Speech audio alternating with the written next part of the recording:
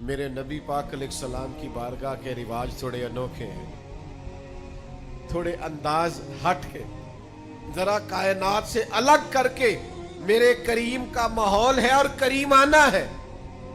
حضرت زید بن حارثہ رضی اللہ تعالیٰ عنہ بچپن میں بچھڑ گئے تھے اپنے گھر سے، کسی نے مکے لا کے بیچ دیا تھا، پھر وہ بکتے بکاتے سیدہ خدیجہ الکبریٰ تک پہنچے۔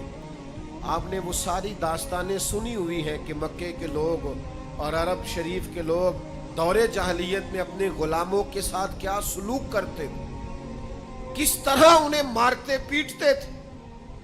اگر غلام نے جانور دھوپ سے کھول کر چھاؤں میں نہیں باندھا تو مار پڑتی تھی، کیوں نہیں باندھا؟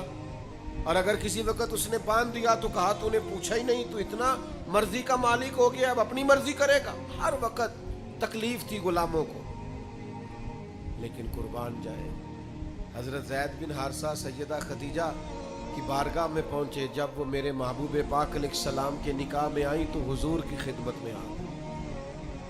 انہوں نے بڑے آقا دیکھے تھے، پر جب آئے نا رسول کریم کے حضور، جب آئے نا نبی پاک کی بارگاہ میں، سرور کہوں کہ مالک و مولا کہوں تجھے، باغ خلیل کا گلے زیبا کہوں تجھے، تیرے تو وصف عیب تناہی سے ہے بری، حیران ہوں میرے شاہ میں کیا کیا کہوں تجھے، میں کیا کیا کہوں تجھے، لیکن رضا نے ختم سخن اس پہ کر دیا، خالق کا بندہ اور خلق کا آقا کہوں تجھے۔ نبی کریم صلی اللہ تعالیٰ علیہ وآلہ وسلم کی خدمت میں آئے، کسی نے نہ پیچھے بتایا ان کے والدین کو، ان کے اعزاء کو، ان کے چچا کو کہ ہم نے تمہارے بیٹے کو دیکھا ہے، وہ مکہ مکرمہ میں ہے، وہ نبی پاک علیہ السلام کی بارگاہ میں ہم نے دیکھا ہے۔ ان کے چچا اور والد نہ قیمت لے کے، جو اس دور میں غلام کی قیمت ہوتی تھی، وہ قیمت لے کے مکے آئے۔ یہ حضور کے اعلان نبوت سے پہلے کا واقعہ بتاتے ہیں سیرت نگار، کہتے ہیں وہ حضور کی بارگاہ میں قیمت لے کے آئے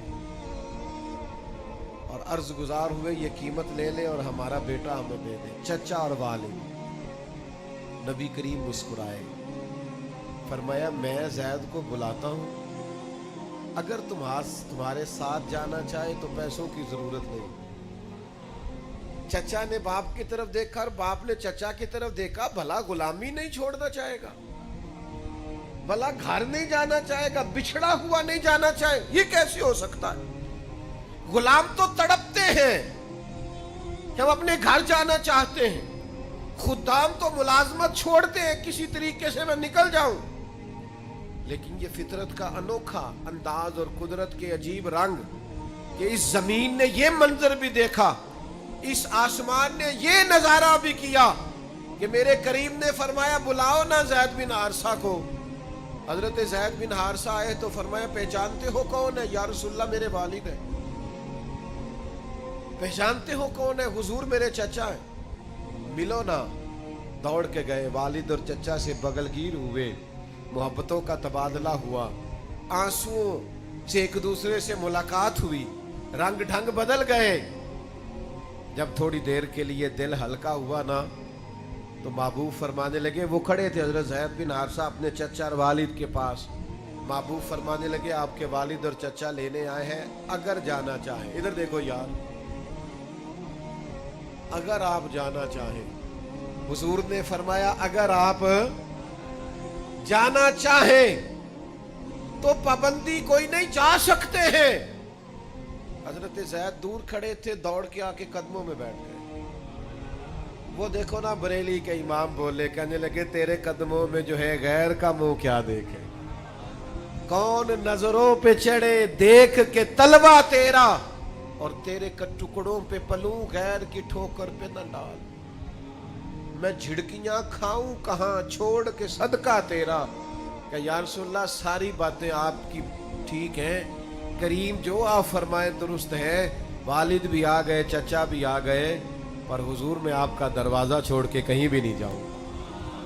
یہ میرے کریم کے اخلاق کی بلندی، کردار کی عظمت، لب و لہجے کا حسن، پیار و رفتگی، شوق، जब तक हमारी तबीयतों में ये मिठास पर, कुछ लोग कहते हैं मैं घर जाता हूं तो मेरे बच्चे सहम जाते हैं। तो मैंने कहा जनाब ये तो आपने बड़ी अजीब बात बताई है, यानी बच्चे बाप से भी प्यार नहीं कर पाते, यानी आपके बच्चे आपकी छाती पर भी खेल नहीं सकते।